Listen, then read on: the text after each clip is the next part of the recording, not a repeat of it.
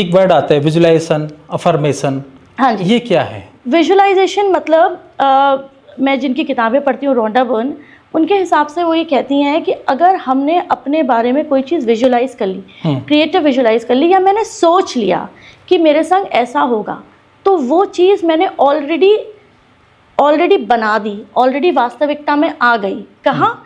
Timeline में आगे। अब बस मुझे वहाँ तक पहुँचना है और वो चीज़ मेरी हो जाएगी।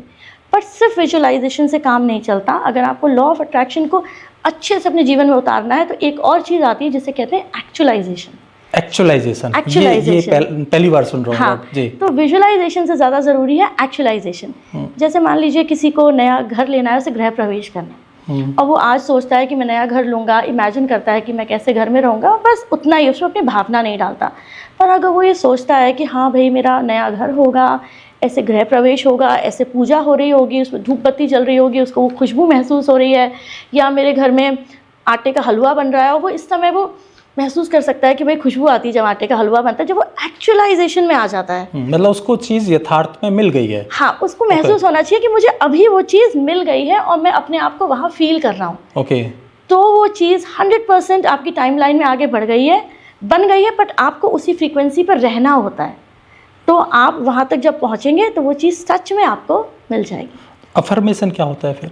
एफर्मेशंस, जैसे कि हम जो कुछ भी बोलते हैं तो उसे बोलते हैं ना स्पेलिंग, जी। SPELLING। स्पेल का मतलब होता है कुछ मंत्र भी कास्ट करना, किसने हम पे स्पेल कास्ट कर दिया। जी। तो हम जो कुछ भी बोलते हैं, हमारी जो भी भावना है, उसका असर इस यूनिवर्स के आखिरी तारे तक होता है।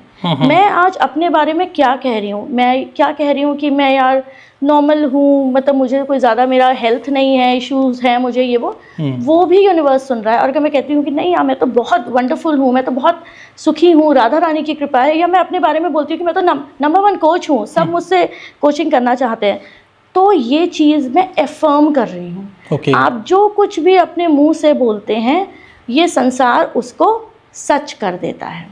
ओके। जो कुछ भी।